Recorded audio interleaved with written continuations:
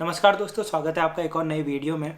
मैं एक्चुअल में दूसरा वीडियो बनाने वाला था, लेकिन मेरे इंस्टाग्राम पे मेरे को एक पोस्ट मिली जिसे पढ़ा मैंने, जिसके बारे में थोड़ा बहुत जाना मैंने कि एक यूट्यूबर हैं जो रिसेंटली केदारनाथ ट्रिप पे गई थी और उन्होंने कुछ पॉइंट शेयर किए हैं जहाँ पे वो बताती हैं कि कैसे मंदिर को कमर्शलाइज कर दिया गया और उन्हें दर्शन करने का मौका नहीं मिला या शिवलिंग को छूने का मौका नहीं मिला, पंडित ने टीका नहीं लगाया, ये वो। ऑब्वियसली ये एक गलत बात है, ऐसा नहीं होना चाहिए। लेकिन मैं उनसे सिर्फ इतना पूछना चाहूँगा कि क्या केदारनाथ दुनिया का पहला मंदिर है जिसमें ये सब हो रहा है? अगर आप अगर आप इससे पहले किसी भी और मंदिर गए हों या आप शिरडी गए हों, तिरुपति गए हों या कोई भी बड़ा मंदिर ले लीजिए, क्या आपको वहाँ ये सब देखने को नहीं मिला? जहाँ स्पेशल पूजा होती है, आपको अलग से पैसे दे के वीआईपी ट्रीटमेंट दिया जाता है, या आपको अलग से पैसे दे के आपको एक्स्ट्रा टाइम स्पेंड करने को मिलता है शिवलिंग के साथ। केदारनाथ में भी दो गेट हैं। एक वीआईपी गेट है जहाँ से आप जाके वीआईपी एंट्री लेके अपनी पूजा पूरा पूरा करके वापस आ सकते हैं। एक नॉर्मल गेट है जहाँ से पब्लिक जाती है, दर्शन करती है, दर्शन करके वापस आ जाती है। तो मुझे नहीं लगता इसमें कुछ गलत है। इस तरीके का कल्चर पहले से चला आ रहा है। ऑब्वियसली नहीं होना चाहिए, लेकिन आप अगर कंट्रोल कर सकते हैं पब्लिक को, आप अगर कंट्रोल कर सकते हैं सोसाइटी को, तो काफ़ी कुछ बदला जा सकता है। लेकिन जिस तरीके का ट्रेंड चला आ रहा है, मेरे ख्याल से काफ़ी टाइम तक चला रहेगा।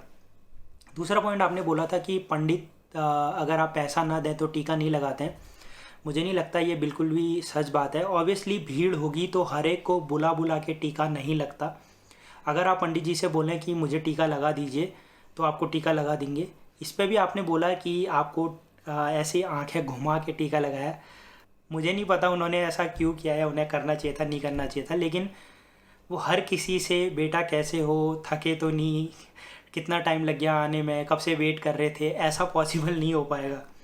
वो लोग टीका लगा देते हैं, आप लोग उसी को आशीर्वाद समझ के मत्था टेक के वापस आ सकते हैं। लेकिन अगर आपको इसको भी इश्यू बनाना है तो it's all up to you.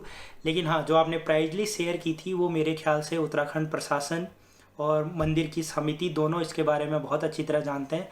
जो पैसा इन पूजाओं से और इन स्पेशल हवनों से जाता है वो मंदिर की देख रेख में, मंदिर की व्यवस्था में और उत्तराखंड के राजस्व विभाग दोनों को जाता है। इसी पैसे से वो लोग चार धाम यात्रा और जो बाकी सारी सुविधाएं प्रोवाइड कराते हैं वो सब इसी इसी पैसे से होता है। तो मुझे नहीं लगता कि पर्टिकुलरली इस पैसे को पॉइंट आउट करना और बोलना कि ये पैसा होगा तभी आप दर्शन कर सकते हैं, ऐसा कुछ नहीं है। अगर आप 16 किलोमीटर 18 किलोमीटर का ट्रैक करके भगवान के दर तक पहुँचे हैं तो आपको ऑलरेडी दर्शन हो चुके हैं। वो शिव जी का गढ़ है। अगर आप केदारनाथ तक पहुँच गए हैं तो आपको बाबा केदार के दर्शन हो गए हैं।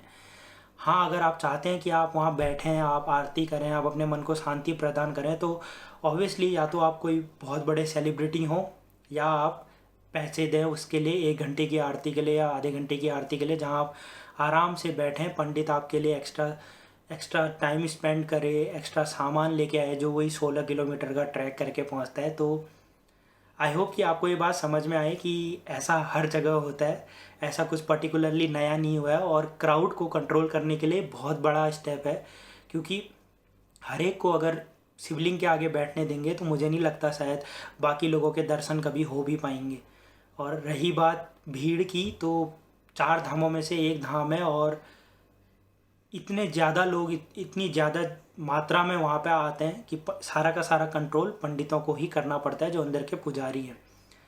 तो मैं प्रार्थना करूँगा कि भगवान आपको सद्बुद्धि दे, और शायद अगली बार अगर आप किसी मंदिर के बारे में या किसी ऐसी चीज़ के बारे में बोलें तो उससे पहले थोड़ा पढ़ लें, थोड़ा जान लें, या वहाँ के ही जो लोकल हैं उन्हीं से एक बार बात करके पूछ लिया होता कि इतना पैसा क्यों लिया जाता है, या जो नंबर्स दिए हैं उन्हीं पे कॉल करके डिटेल्स जानने की कोशिश की होती तो शायद और अच्छा होता।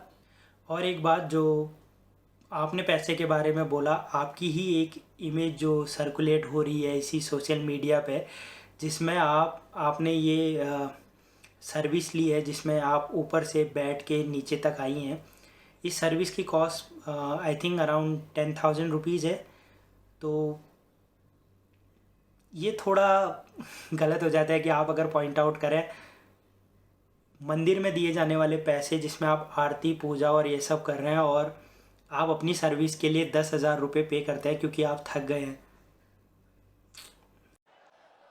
हिपोक्रेसी की भी सीमा होती है।